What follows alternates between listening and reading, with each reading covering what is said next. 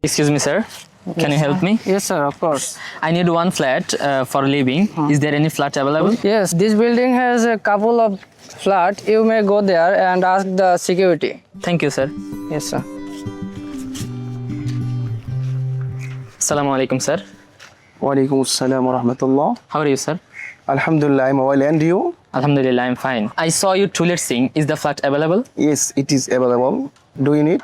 Yes, I need. Which floor is this flat? It is on the second floor. Do you want to see it? No, I don't enough time. How many bedrooms are there? There are 2 bedrooms, 1 kitchen and 1 living room. Okay, is there balcony? Yes, there are 2 balconies. That's great. How much is the monthly rent? The rent is 15,000 taka per month. Is there utility bill included? No, sir.